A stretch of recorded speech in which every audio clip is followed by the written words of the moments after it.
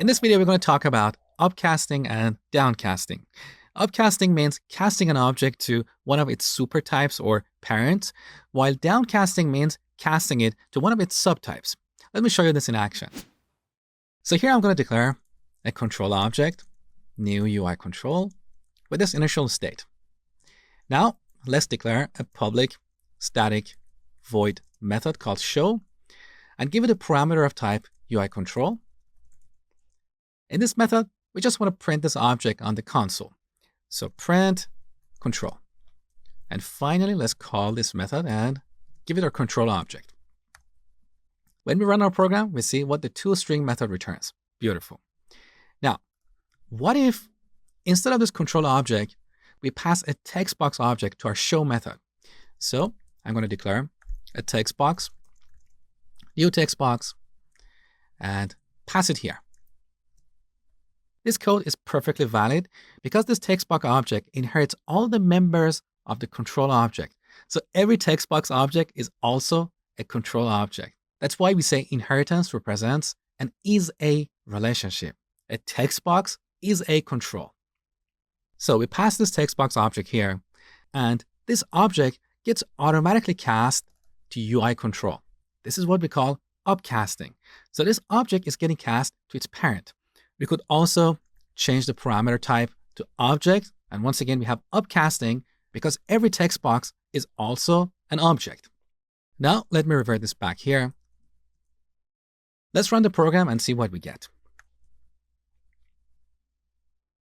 This time we see an empty string. Why? Because earlier in our text box class, we overrode the toString method. So we changed the default implementation of this method. And here we're returning the text inside our text box. So back to our main class, at runtime, we're passing a text box object. So when line 12 gets executed, the toString method of the text box gets executed. Because at runtime, we're dealing with a text box object. Okay? Now here's the interesting part. Even though at runtime, we're passing a text box object here, at compile time, when we are coding this method, we don't have access to any of the methods in our text box. So if we type control dot, we only see the members of the control class. Now, what if we want to work with one of the methods of the text box class? Well, we need to explicitly cast this control to text box. So we prefix it with text box and store the result in this variable. Now, we can access all the methods declared in the text box class. So let's change the text in this object to hello world. Now, when we run our program, instead of an empty string, we see hello world. So let's quickly recap up to this point. Because the show method accepts a control object, we can give it an instance of the UI control or any of its derivatives. At compile time, however, we can only work with the members of the UI control unless we explicitly cast this control object to a different type. This is what we call downcasting. Now, there is a problem in this implementation. What if we pass our control object here?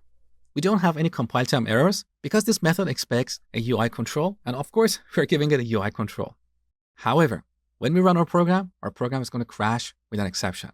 Let's take a look. So we got an exception. The type of this exception is class cast exception. And here's the message. Class UI control cannot be cast to text box. Here's the reason. On line 12, we're trying to cast a control to a text box. Now, this doesn't make sense to Java. Here's the reason. Every text box is, of course, a control object, but not every control object is necessarily a text box. It could be a drop-down list or a checkbox. So that is the reason why we got an exception here. We gave this method a control object, which is more generic, and we're trying to cast it to a more specialized type. Java cannot do this. So how can we prevent this error from happening? Well, before this casting, we need to make sure that the object that is passed here at runtime is an instance of the text box class. Then we can safely cast it as text box.